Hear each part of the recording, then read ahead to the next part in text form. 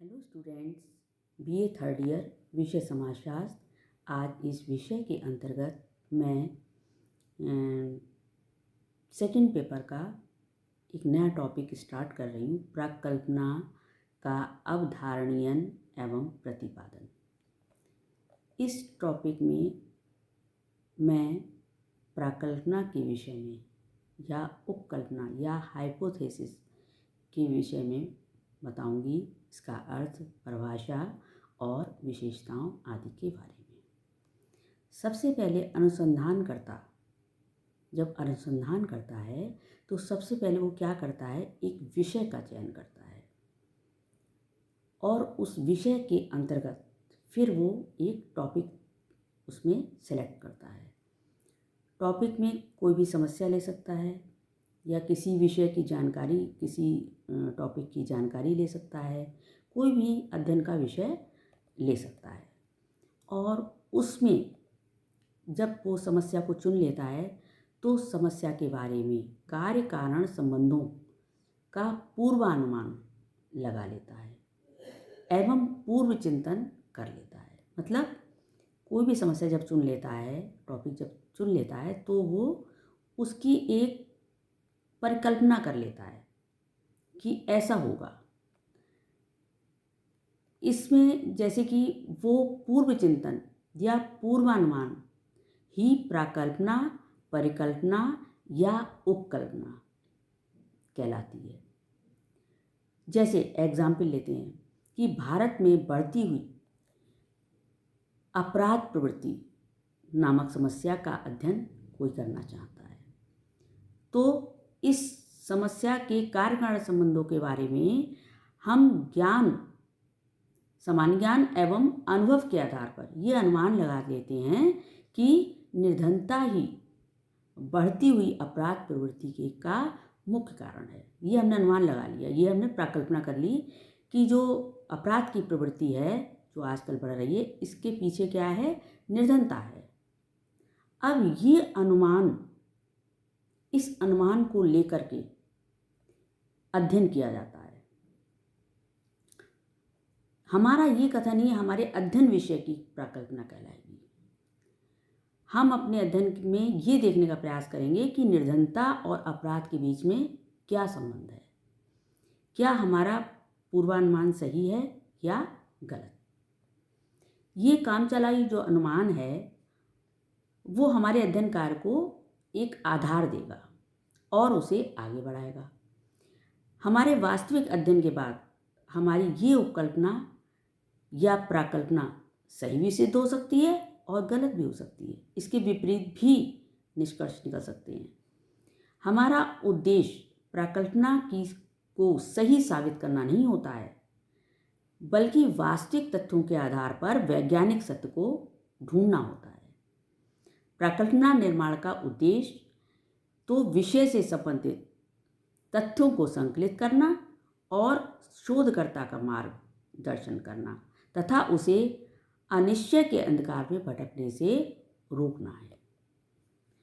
फिर है गुडे एवं हॉट ने इनके प्राकल्पना के विषय में लिखा है कि प्राकल्पना अनुसंधान और सिद्धांत के बीच एक आवश्यक कड़ी है जो ज्ञान वृद्धि की खोज में सहायक होती है।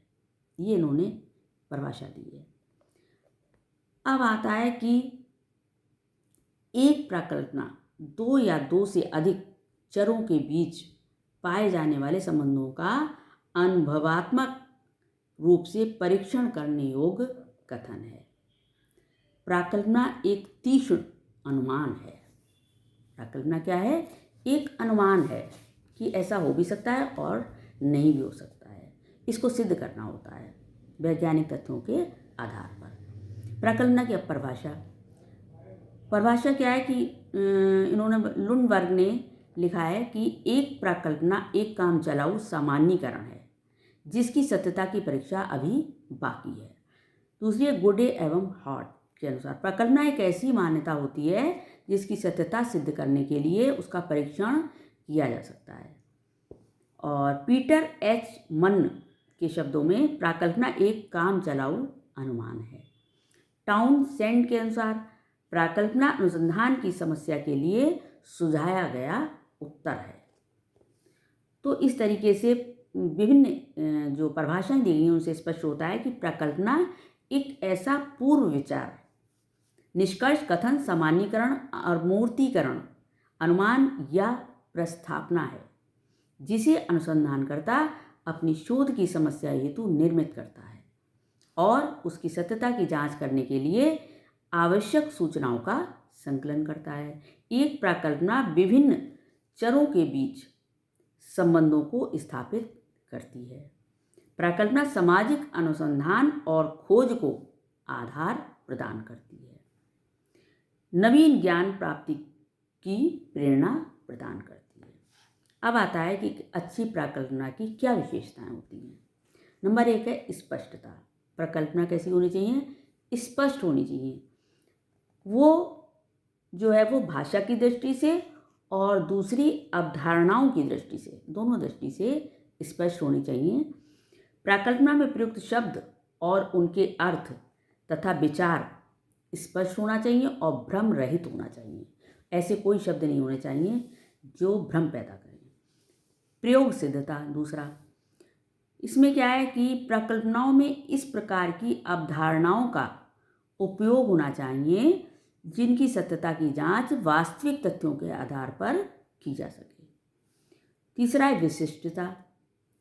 प्रकल्पना कैसी होनी चाहिए? विशिष्ट होनी चाहिए। उपयोगी अध्ययन के लिए हम विशिष्ट और छोटी छोटी प्रकल्पनाएं बनाएं जो हमें तथ्यों के संकलन, शोध को व्यवस्थित करने एवं निष्कर्ष निकालने में सहायता प्रदान कर सकें।